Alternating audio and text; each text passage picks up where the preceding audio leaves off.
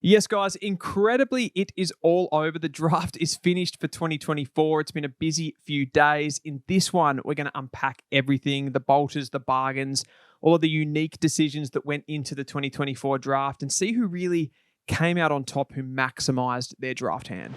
This video is powered today by Deakin University, home to the world's #1 sports science school for 3 years running. Guys, it's been such a fun few days. We had the draft on Wednesday night. I was there live doing some media stuff with the clubby sports guys, and then it was straight into the live stream last night. So it's been a bit of a whirlwind, but I've tried to unpack it today and sort of give a bit of an unbiased opinion, and one where you can sit back and kind of have a look at all the trades that took place, all the picks, and sort of see what clubs were trying to do. We do also have a cheeky little 3K subscriber milestone. So I still think that's really crazy that that's happened so fast. I thank everyone so much for engaging with the videos, getting in the comments, liking, subscribing, doing all of that sort of stuff. It's been wild to me and made it so much more interesting and more fun that everyone's kind of so engaged in the topic. Next year, I hope to upscale everything a little bit and try to, elevate the content and just keep it going. Keep doing the same sort of thing that we're doing, but just try to make it a little bit better as well. So can't wait for that. And guys, we'll get stuck into the teams now. Okay, so first up, we have the Adelaide Crows, who picked up just the two players, Sid Draper at pick 4, Tyler Welsh at 59. So I think Draper has to be a massive tick here for the Crows. He completely reinvigorates their midfield group. He gives them, in my opinion, exactly the type of player that they need. Somebody that has that pace, has that lateral movement to be able to get out of the stoppage and really drive you forward and be a meters game player. They, of course, have Dawson there and Curtin as those two bigger bodies. And I just think Draper was the perfect player to complement this. I think Jagger Smith would have been another one that was really handy as that nippity sort of smaller bodied player. But I think Draper ultimately is the perfect player. So they did that really well. Probably the con is just, could they have got a little bit aggressive and traded back in for a Dodson, given that he did slide so much, and they could have leveraged something from next year's draft and got that Project Ruckman that they don't really have on the books at the moment, really only running with Riley O'Brien and Kieran Strawn. So I don't know. It's not that makes it a fail or anything like that. And I think everything in this draft for them is based around Sid Draper. They brought in Tyler Welsh as a bit of a third tall project player as well, someone that has been a real impact player at junior level. So I'm not sure if he'll, get into the team straight away, but he's someone that provides a little bit of upside as well. So I think they did overall pretty well. It wasn't, the most adventurous, most outrageous draft of all of the teams, but it was somewhere in the middle. I think it's a pass mark, and that's about it, really. Brisbane pretty much got everything done that they wanted to. They got Levi Ashcroft with a bid at 5. They got Sam Marshall at 25. So I'd say in the pros column for that, they've really got them at the most bargain end of where they were going to get them. So they didn't have to pay as much as they would have expected. And then they also were able to trade heavily into 2025, which will set up the Daniel Annable play for next year as well. So they are laughing when it comes to drafting at the moment. I think the cons of the draft were probably that they had to match so early on Ty Gallop. So that probably offset, in some ways, the Ashcroft and Marshall benefits. 42 was quite early. I think he's a really nice forward for them to get into the lineup as well, though, with Danaher outgoing, a 194 centimetre key position player. And when that bid did come in, it gave them the opportunity and the flexibility to be able to trade some of those picks into the future, like I said, for Annable. So realistically, it was never going to go that wrong for Brisbane. It was just where the bids came and they got everything that they would have wanted done. Carlton come in next, and they're a really interesting one to assess for me personally. I know people are really wrapped with the hand that they got. I'm maybe not as optimistic as some. So I want to go through the pros first, which are mainly for me around Harry O'Farrell at pick 40. Just the fact that they didn't get the bid for Camporeale coming in means that they got a player of Harry O'Farrell's quality at 40. I think that was amazing for them. They don't have a lot of key position depth on their list, so that was really important. They get the high-end talent in Jagger Smith, and I love Jagger Smith as a player. He was 4th in my ratings. So I think on that end, you've got a really stable, a really long-term project player there in Jagger Smith that's going to come in. He's going to hit the ground running as well. So he actually is going to, I say project player, he's going to give you something from 2025 and be a really good player in there for you. I still think they lack that game-breaking midfielder in the mix. So while Jagger's going to come in next year and hit the ground running, I've heard a little bit in the media that they've got a player that's really different to Cripps and Walsh, and I don't really agree with that. And what I mean by that is he's different, but he does the same actions on the field. He fills the same lines of the stat sheet, which are ball winning at stoppages, the ground ball stuff. Patrick Cripps and Sam Walsh both do that already. Jagger Smith just does it in a slightly different way. So he is a different type of midfielder, but he's not someone that really balances it out. So they still lack that strike midfielder, that really forward of centre player. So this pick's never going to look bad because he's going to come in and he's going to play really well. But I think they could have been a little bit more aggressive there for me. So overall, you get Harry O'Farrell, big tick. I think they could have gone for something a bit more aggressive at the top end. And then you get the Camper-Reale twins as well. So for me, solid in the end without being amazing. Collingwood had a really interesting night. So they had this moment where they made the bid on Joel Cochran, a key position defender. He's not a pure key position defender. He's more of a running defender hybrid type, but he can lock down on players. He has a lot of athleticism. Probably lacks a little bit with ball in hand, but the way that he runs the ball out of the back line, he's really athletic. He has good endurance. He has good speed, all of those sorts of things. So I think in the end, he is a player that can fulfill that Nathan Murphy role. It was just a little bit funny how things unfolded. So they made the bid. I think they were pretty sure that Sydney were going to match this bid. It looked like to me, just reading the emotions of the room at the time. In the end, I think they get a player that's a high-quality player at 47. I just maybe don't think this is how they expected it to go. Then Charlie West at pick 50. So they didn't have Charlie Nichols, for example, on the board. They didn't have Thomas Sims, who went maybe a little bit earlier, both of those players than expected. I think Charlie West is a really nice selection here. In the mix also, I suppose, would have been someone like a Gabriel Stumpf, who they were interested in. I think Charlie West has similar attributes. Has a bit of that explosive pace off the mark to get away, create separation from players. And ultimately, I think he will be a good key position forward at AFL level. Stumpf, obviously, they saw something that Charlie West, although, Stumpf has maybe a little bit more athleticism than West, they saw something in West that was a bit better than Stumpf. And then they got Will Hayes with pick 56, who I absolutely love this selection. He's a guy that has really good pace. He has really good endurance. He runs up and down that wing. And I think Collingwood haven't had that type of like absolute winger in their team apart from a Josh Dacos. So the other wing has kind of been just whichever midfielder's a little bit on the outer, still side bottoms rolled through there. Crisps rolled through there as well. And they do like to play Crisp in a little bit more of a higher role. So I think this one really works and works well for the future because I don't think Will Hayes is going to come in and play 20 games in his first season. More of a project player and someone that can fulfill those roles a little bit longer term. Essendon are next. I just could not be any hotter on what they have done here. Isaac Kako at 13, Cale Girine at 37, Angus Clark at 39, Reece Unwin at 61, and Zach Johnson at 70. So let's unpack those players a little bit. Isaac Kako has been long talked about with Essendon. I think he's the perfect player for what they need. They need pressure inside forward 50. They need game-breaking ability. They need quality. And the amount of inside 50s that they generated in 2024 was quite mad. So somebody to operate in those tight spaces inside 50, tick, tick, tick for Kako. Cale Girine at 37 is just a really good deal for the place that they were in the draft at the time. They get a big body key position forward, someone that can play a little bit in the ruck as well. I think as they fade, someone like a Todd Goldstein out of the team, Draper, Girine will pinch hit in there and then go forward and be that a little bit deeper forward. He is very athletic, so he does get up the ground, but he's sort of that bigger bodied player that likes to wrestle, so he can play a little bit deeper. And then you've got a caddy who is also very mobile, can get up the ground and be that a little bit more flexible tall. Angus Clark, this is a fantastic selection. The running medium defender who can intercept as well. He's a Mason Redmond type, but he is a little bit different. I think he's a little bit more offensive. And I think we'll talk about this a little bit later as we go on, but I think Angus Clark has midfield flexibility as well. Reece Unwin's a nice little creative, small forward midfielder. He can run through the midfielder. He's not a game breaker, but he is someone that's very creative. And I think, again, that modern game where you play those high half forwards, Reece Unwin is someone that can do that for the Bombers. And again, they don't have those sorts of players in spades. Zach Johnson is just a quality footballer. He plays a lot off half-back, runs through the midfield. He picks up a lot of disposals. So he's a real accumulator. Again, probably not a need necessarily, Zach Johnson, but I just think he's a good footballer and someone that's a project when you start to get towards the end of phasing out your Zach Merritts, your Darcy Parishes. He's that type. And the fact that he's flexible enough to roll across half-back maybe means that he can get into the team a little bit quicker. So the negative is that they don't address the sort of game-breaking midfielder that they probably need.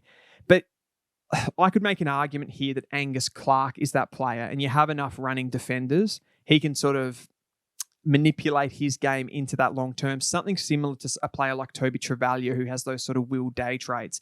Maybe he can be that for the Bombers long term in 3-4 years. And you've still got players in there like Merritt. You bring in somebody a little bit more explosive like an Archie Perkins or a Durham, and they can pinch hit, and Angus Clark can be your really aggressive game-breaking mid as well. So overall, it's just a massive tick for Essendon. They've done so well here. I did really just quickly want to address the pick 9 situation, people criticising the Bombers for trading that pick out. I don't think you can really criticise this in the sense that you don't know what's going to happen. And I said this a lot in the lead up to the draft about the Gold Coast too with the Leo Lombard pick. You can't really bank on the fact that someone's not going to bid.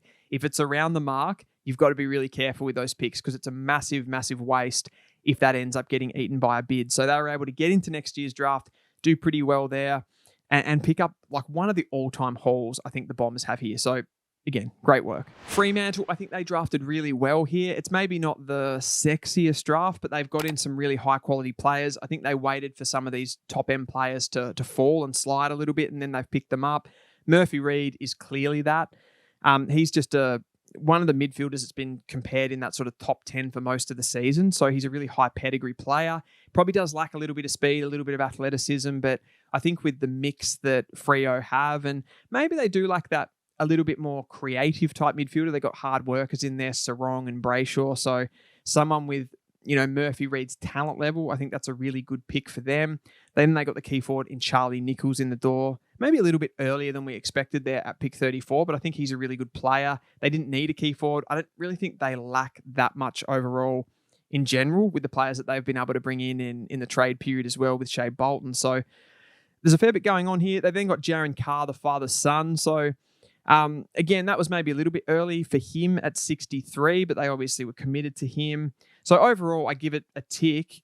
Maybe the con you could say is that they would have really liked to have gotten Joe Berry with their first pick. I think that was on the cards. But then once Murphy Reid slid, they were happy enough with that. But there was that deal between Port Adelaide and West Coast that probably hinged on whether they were going to get Berry. So yeah, tick, a pretty standard draft for Freo. I think they just did what they had to do ultimately. The Cats had a very interesting draft. Like they only came in at 44. They surprised everyone with Jay Polkinghorne at 44. They got in a ruck, not the ruck everyone expected. We thought they were going to go for Dodson. They went for Jacob Moliere at 52. Lennox Hoffman, they had a bid on the St Kilda NGA, that sort of running halfback intercept marking player at 66. They ended up getting him. And then they got Caton Matafai-Forbes at pick 69 as well, who I absolutely love. So a very strange draft hand, a very Geelong draft hand, one that I think it's impossible to judge them too heavily on in the short term. But they get a ruckman with elite speed. They get Hoffman as a potential Tom Stewart replacement. I think Matafai-Forbes is an absolute gun. He's got some real explosive traits. He's that forward half player, someone that can break tackles and really create in the forward half. Jonty spoke to me last night from Craft of the Draft about his ability to perhaps play off the half back line with his booming kick. He's a real meters gained freak. 188 centimeters, a hybrid forward, like great pick at, 69 in the end. So yeah, like if you're saying a con, like maybe they went a little bit too early on a Polkinghorne. I'm not sure if anyone would have grabbed him in between there, but yeah, some exciting players. And again, you can't really judge it too heavily, and that's Geelong, so they've probably done well. The Gold Coast ultimately did their thing as well. Leo Lombard at pick 9, where the bid came, they just matched that. And then Cooper Bell, they had a bid on from the GWS Academy. So quite vanilla in the end, but I think they're happy. They've got enough academy quality coming through to keep their team all in line culturally and all of those sorts of things. So a good effort from them and just did what they had to do. Then you got GWS, who, one of the most interesting hands in this draft. Ollie Hannaford at pick 18, Harrison Oliver at pick 19, Cody Angove at pick 24, Jack Au at 36, and Logan Smith at 71. So ticked a heck of a lot of boxes. We know that they love those small forward players. They want to create absolute havoc in the forward half of the ground, and they want really modular players that can run into different positions. Hannaford is absolutely everything of that type of player. He's a little sort of aerial hybrid. He's super defensively minded, which I think teams sometimes neglect in these draftees. Some would have said it's a bit of a reach for Hannaford even at 18, but I absolutely love this selection. He's a perfect system player because he does everything that he's told and he has quality on the ball as well. Harrison-Oliver's a beautiful kick off half back and someone that has midfield capabilities long term too. So think about with someone like a Harrison-Oliver, just one of those really beautiful users, someone that gives you so much control in the defensive part of the ground. So I love that pick as well at 19. Again, other teams I think would have seen that as a little bit high. He was more closer to the 30 in most rankings. Cody Ango, I had him ranked at 50, so this is a big bolter compared to what I had him. I do feel like overall, if I'm assessing my talent ID in the lead up to this draft, there's probably a lack of awareness on those Western Australia and on those South Australian players. And I think Cody Angove and probably Ned Bowman prove that more than anyone else. I think Cody Angove is a really good winger / small forward. He ticks a lot of boxes athletically. He's a competitor, I guess, first and foremost, which makes him a really good prospect. And the Giants they're just doing this where they're drafting so much for the system, and I absolutely love it. Then they were able to tick the midfield depth box, bringing in a quality player like Jack Ow, who's 194 centimetres, a big-bodied mid, really smooth mover. So I like that at 36.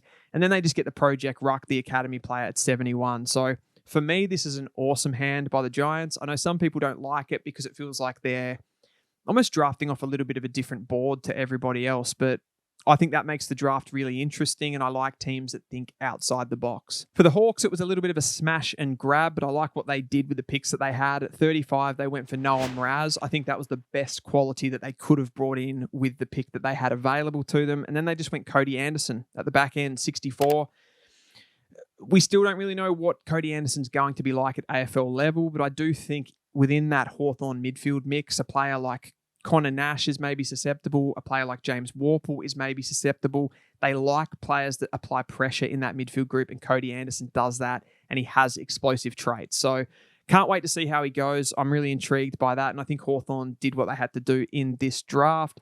Then you've got the Ds, who were all at the top end pretty much. They went Langford at 6, Lindsay at 11, Aiden Johnson at 68. So not against what they did. Like maybe you could make an argument here that they could have tried to get their hands on one of those sort of more key position players. Like could they have gone for a trainer at pick 11? Could they have gone for even someone like a Harry Armstrong? I don't mind it. I think what they've done is just gone, we want the best quality that we can possibly get, and we want to bring those players into the midfield because we are in the midst of a bit of a midfield rebuild here. We don't really know what's happening with Clayton Oliver. Jack Viney's phasing out. Christian Petrarca.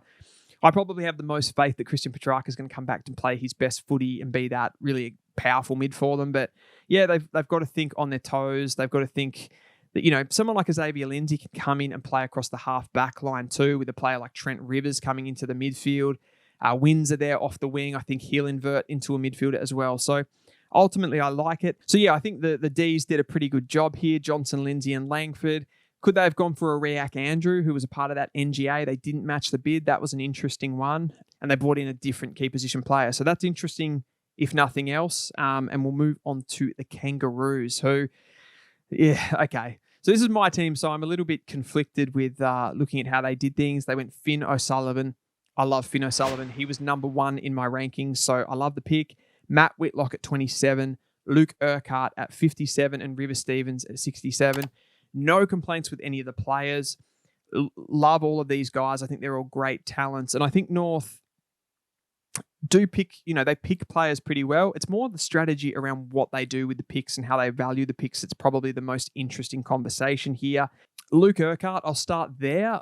A bit surprising to me again that they bring in another midfielder. Probably someone that they see as being able to play a defensive role. So I don't mind that they've done that in isolation. Again, back end of the draft, you take that sort of defensive mid, someone that has really good running ability, really good athleticism to be able to go with the opposition's best players. Not really a ball in hand player. With the amount of mids that they have on the list, like who does he push out and how does this affect the balance? I would have thought you would have more converted maybe a different position, someone that wasn't getting a game into that sort of a role. And maybe targeted some of the talented tools that were still around at this part of the draft. But Luke Urquhart, he's a good player. Just thought he would have gone somewhere else.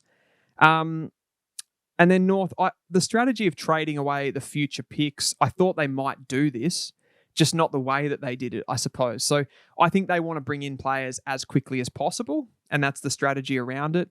But then why didn't you be more aggressive at the beginning and trade away, like try a little bit harder to split that pick? I think there were still offers that were reasonable on the table where you could have gotten, maybe prioritized the key position quality. I think Matt Whitlock is a really good player. And I think sort of in somewhat explaining this for North Melbourne, the explainable thing is that they rate Matt Whitlock as a top 10 pick. I think that's really the only way you're looking at it, because you've essentially traded away your future first, which is like, this is the sort of logic that's difficult with this one. They wouldn't reach for Tyroo or split the pick because pick 2 was too valuable, but then they've traded away the future first, which could be around the same mark anyway. So that's sort of hard to marry up, I suppose. Again, the team that I support have just bought in Finno'sullivan, who I think is an unbelievable talent, and he'll go straight into that midfield. He'll have an impact. I think as far as ceiling goes, of all of these North Melbourne mids, he could be the one with the highest. So love the pick, just not sure about the logic in the whole greater picture of things. They bring in River Stevens as a father-son. I thought they might have rookied River. We definitely need this type of player, so I think it was right place, right time for River, given that we lack a bit of quality.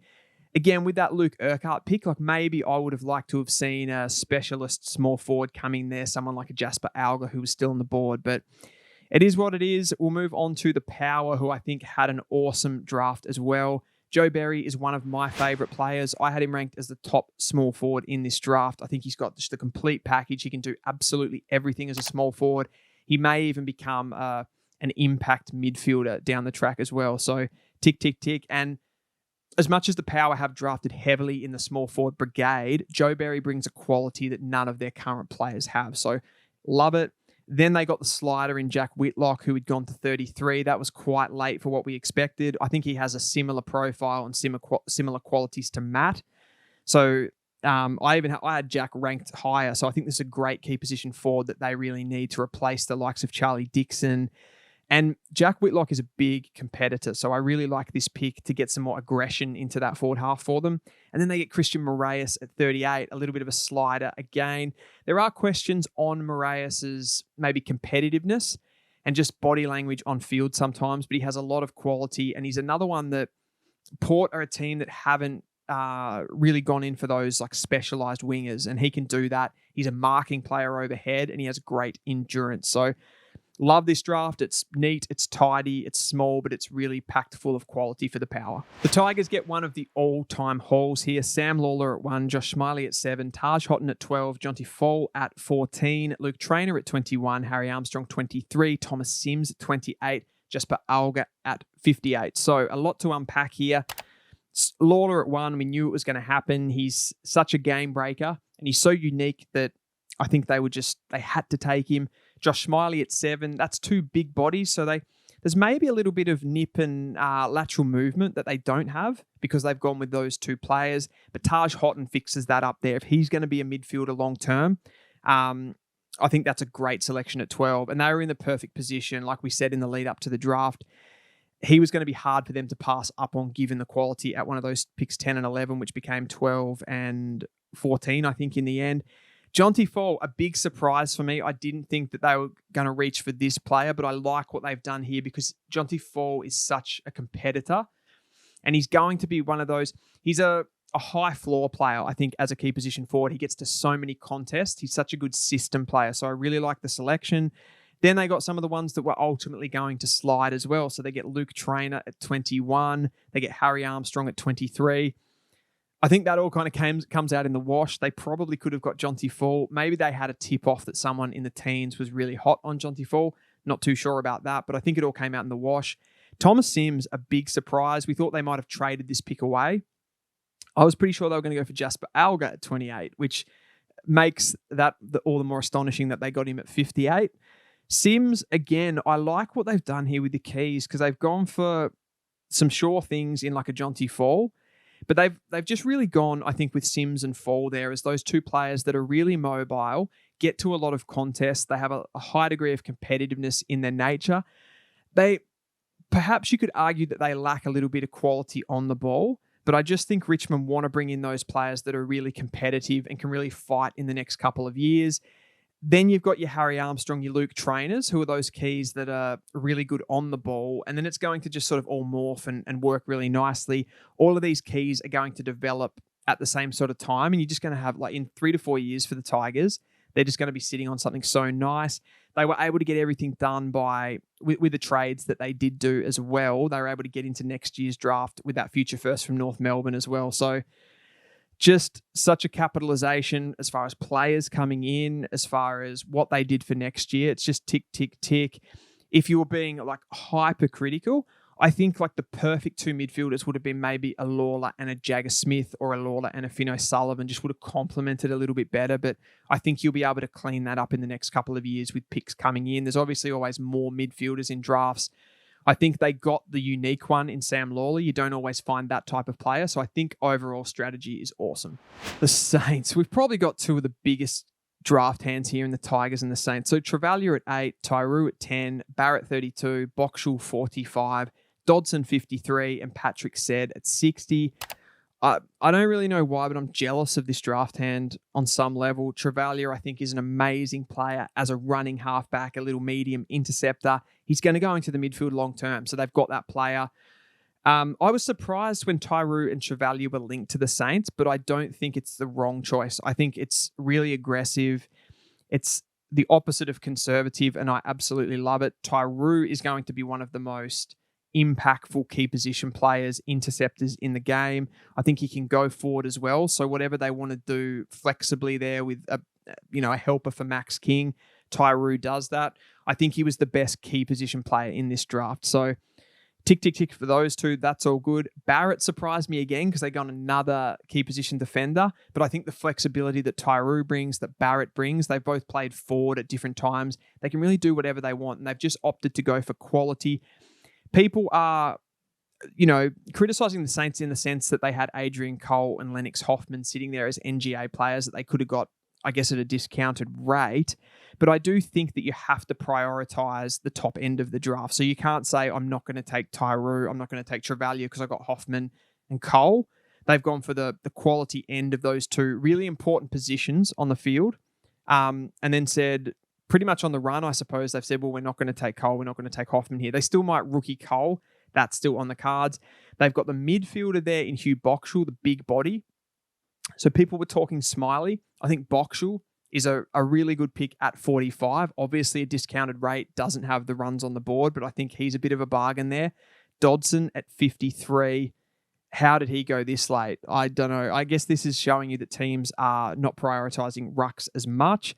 Bargain for him and someone that they can just park there under Rowan Marshall. And I love Patrick Said. He didn't make my top 60, but he was right in the mix. He's a smart little small forward. He's going to play that high half forward role. He can run through the midfield. Think about Hugo Garcia, the partnership they're going to have as those high half forward mids. Love it, love it, love it. Did they get anything wrong here? I can't really see it. Maybe they didn't get the game-breaking midfielder that they wanted. Like, they got Boxall. He's not a Finno'Sullivan. He's not that type of player. So they're probably still on the search for that player. Can they get him in free agency? Can they get him in the trade period at some point in the next couple of years? Maybe. And maybe it's just Toby Travalia who becomes that guy for them. Maybe it just becomes Philippou for them. So just love what they've done. Sydney, what a weird draft this is. So Jesse Detoli, 22, pretty much on the money. I thought that was... Couldn't have really seen that going any other way. He just looked destined to go to the Swans. I love the pick. They needed that type of player. Ned Bowman, that's when the surprises started to come. So I didn't think he was going to go anywhere near that high. I thought if they did take that medium forward, they probably would have gone for someone like a Cooper Hines. He's obviously off the board at that point. And then you're looking at players like, did they take a small hybrid like Jasper Alga, someone like that? They take Bowman. He's a very athletic, very mercurial player, someone with a lot of upside. So it's a very cool, unique selection there. The other player that I was thinking that they could have gone for there was Archer Day Wicks. I think that would have been more likely like a pick 41 around that area. So interesting how they did this. They then went for Riley Bice, the mature age player from Werribee. Running defender, someone that gives them a lot of attack. I think as a team that is fighting for the premiership, this one makes a lot of sense for what they are doing. Maybe it's hard to sort of see how he gets into the team exactly, given that they've got players like Roberts, Blakey distributing the ball back there, Braden Campbell, players like that. So that's interesting. And you would have thought they'd gone more for the key position defender, which makes the Joel Cochran thing quite bizarre. And then they've gone for Riak Andrew. So they obviously rated Riak Andrew higher than they rated Joel Cochran. I think Riak Andrew is one of the most athletic, great intercept marking players from the back half. His defensive stuff has been criticised a little bit. I think he did a really good job and worked on some of that body stuff that he needed to throughout the season. I think Sydney are another one that probably outside Jesse Detoli, who was a bit of a banker, you don't really know how this is going to go until we've assessed it. And Sydney are always really good at developing players, so it's probably going to go well. I like it. I like what they've done. Again, similar to GWS, it sort of mixes up the draft a little bit. Often these interstate teams do think outside the box, and it's very cool. The Cochrane one, very intriguing. West Coast, talk about failing up here. So they trade away that pick 3. Everyone's disgusted with the move. I was pretty scathing of it, really, because I just thought they needed that. I thought Jagger Smith was going to be the perfect player to go to West Coast with that pick 3. Now, in the end, they get an awesome draft hand. There's not really any other way that I can say this. Bo Allen at pick 16, Jobe Shanahan at pick 30, Tom Gross 46, Luca Grego 48, Hamish Davis at 65. So let's start with Allen. Not the perfect player to come in of what they need. I think at the top end, they would have liked to have gotten an accumulator type, but he is Western Australian. He's a very high talent and he'd slid. So they get a top 10 selection here at 16, so they sort of make up in some ways for that pick 3. Then they get another massive slider in Jobe Shanahan, who was probably the most confusing one on the night that Richmond didn't get him in one of those selections. So they get a really high-end talent key forward. And then they tick the accumulator boxes here with Tom Gross and Luca Grego. Those guys can find the footy. They're your engine mids. Luca Grego is someone that can probably play that defensive role in the midfield as well. You've pushed Ginby to half back. It's starting to look a little bit more balanced, particularly if someone like a Tom Gross goes to that next level. And then you get Hamish Davis as another guy that can find the footy. He's a little bit better in the forward half of the ground as well. Did they tick every box that they need? No, because it's West Coast and they have a lot of boxes to tick. I can understand this as a North Melbourne fan, but they did more than they possibly could have imagined with the draft hand that they had. So it looks genius. I don't know how we got here, but we're ultimately here. The Western Bulldogs are the last team on the list here, and I think they had a sneaky good night. Cooper Hines at 20, Jakes at 29, Dolan 31, Davidson 51, and Luke Kennedy at 62. So we thought they were going to go for Cooper Hines. They don't really have that player. The midfield is aging out, so they want to get some bodies through there. They've moved Ed Richards into the midfield, which leaves a bit of a hole. Caleb Daniels gone out too, so holes at halfbacks, which Lockie Jakes feels. Maybe filled a little bit of a reach. I thought he was more like mid-30s, but they've identified the talent and they've gone there. I think he's a really, shows a lot of leadership. He has that competitive drive. He's a medium defender that can intercept the football and run off halfback, so you get a little bit of a package. Josh Dolan, another role player that Western Bulldogs have neglected, I think, with their recruiting of late. They usually convert mids into those roles. Dolan's a genuine high half forward. He gets up the ground, he can run through the midfield, and he can hit the scoreboard. So that's an awesome pick at 31, and I'm glad they went for him so high. Davidson's your ready-made player. Another medium forward, so they've really targeted the general forwards. Again, I think it's because they've lacked doing this in other drafts. They haven't really gone, they've always just gone for midfield quality, and then they've tried to inject them into those roles. So like the Davidson pick there, and then Kennedy at 62, probably just a long-term midfielder role, someone that they rate the character of. He probably, he's a smaller size, someone that runs through the midfield. He works really hard. So I think they've gone for character here. There are other players around this mark that I probably had rated a little bit higher, but the Dogs see something in Kennedy. And I think overall with the draft, what have they got? 5 players there. They've ticked a lot of boxes and had a great hand. So that is a wrap for the club by club draft analysis here. I want to thank all of the people who came in, subscribed to the channel, watched the videos, contributed to the channel in a lot of ways for me. So I just had so much fun covering the draft this year. A shout out also to all the channels that I did stuff with, going back right at the beginning, doing stuff with Pies Footy and Pommy and Oz, Blue Abroad, the Footy Yarn, Crafted the Draft, worked with all these people. Fancast is another one as well. So thank you to all of those guys as well for helping me on this journey. And that is the draft done and dusted. I mean, we're going to have a lot of content still coming out in the next couple of weeks, like how teams have done, how these players are going to go into the clubs, and a lot of just general AFL content as well. But the draft is actually over, which is a little bit surreal. I also got to thank Deakin University again for sponsoring this video. They've been a big help in the lead up to the draft. And guys, that is a wrap, and I'll see you next time.